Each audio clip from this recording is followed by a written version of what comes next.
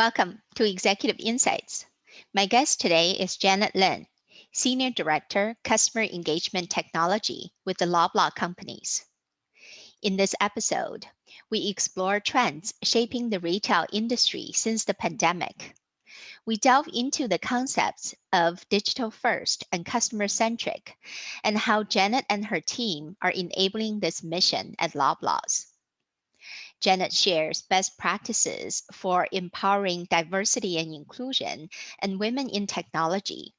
And we discuss how other leaders and organizations might benefit from this framework. Hi, Janet. It's great to see you and welcome to Executive Insights.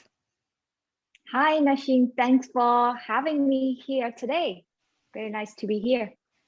So, Janet, you've been with Loblaws for 15 years, and you're still very much passionate about where you are and what you do.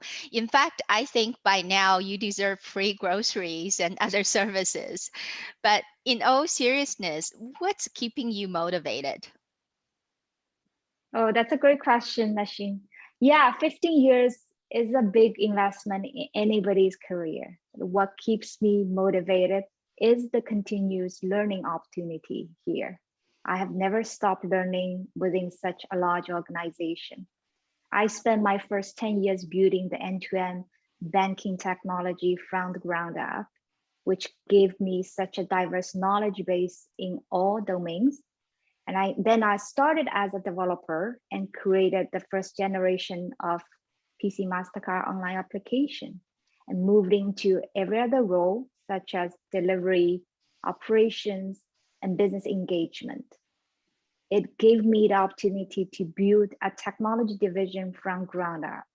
It was incredible experience to learn all sorts of technology. Then I moved into the broader enterprise business in my last 5 years. It gave me a different opportunity to apply what I have learned from my first 10 years on banking to other new business, such as loyalty, digital commerce, beauty, and healthcare. What keeps me motivated is the continuous learning opportunity, and I'm still learning every day. That sounds great. I think, learning and growth opportunities are so important for one's longevity in our careers. And it's also absolutely instrumental for the success of the organizations that we work for.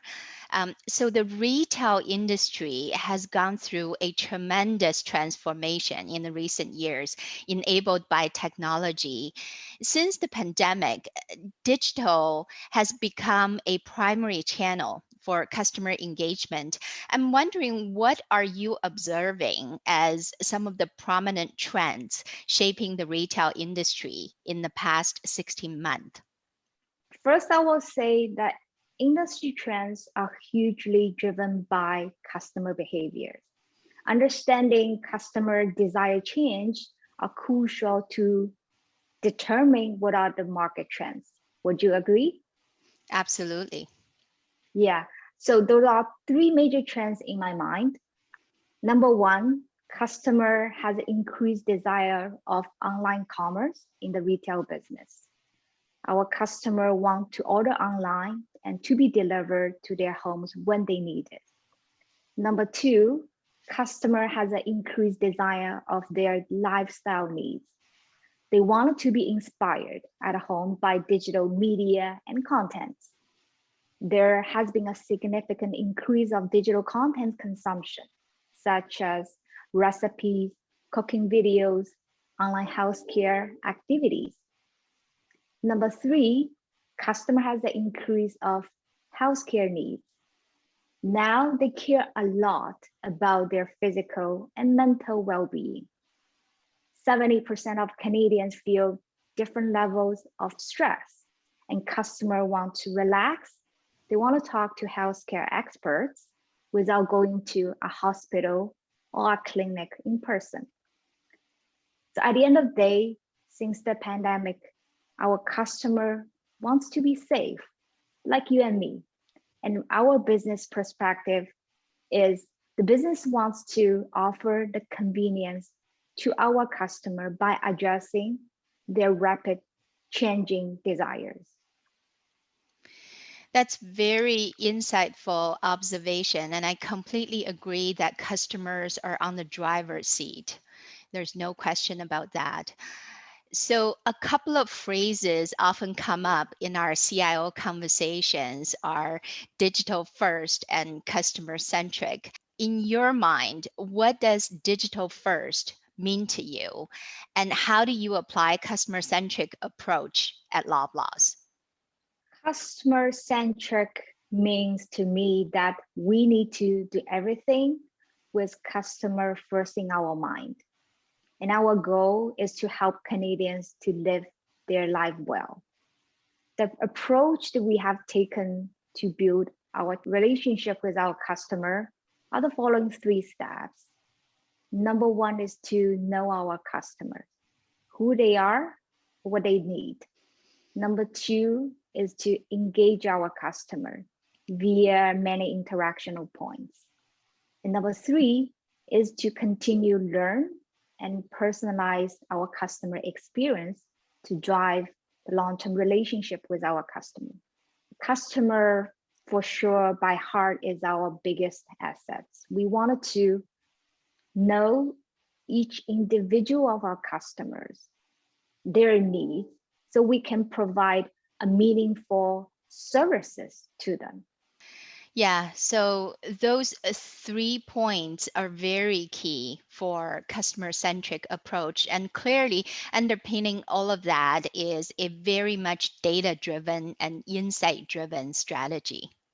And Janet, I wanted to change gear a little bit because you and I first met a couple of years ago at a WIT summit in Toronto. And I've learned from the get-go that you're a strong advocate for diversity, equity, and inclusion and women in technology. You've mentioned in a prior conversation that you're involved in both corporate and Canadian specific women in technology initiatives at Loblaws, and what you're doing are not only beneficial to the women colleagues at Loblaws, but also women in Canada. Can you explain what you're doing and how other leaders and organizations might benefit from this framework? Sure, you just asked one of my biggest passion. I'll give you a bit background how I get into the WIT. My passion of WIT started when I was one of the 4 only women from a class of 40 computer science students in my university. I wondered at a time why there isn't stronger female presence here. Like now, I have progressed in my career in a senior leadership in technology. My goal is to inspire more women into technology. Yes, you're right. I have been on both our corporate women diversity community and built our women technology from grassroots 3 years ago. Our women in technology vision, we have a very bold vision is to empower Canadian women in technology by promoting thought diversity and providing best in class opportunities for networking, career growth, and recruiting.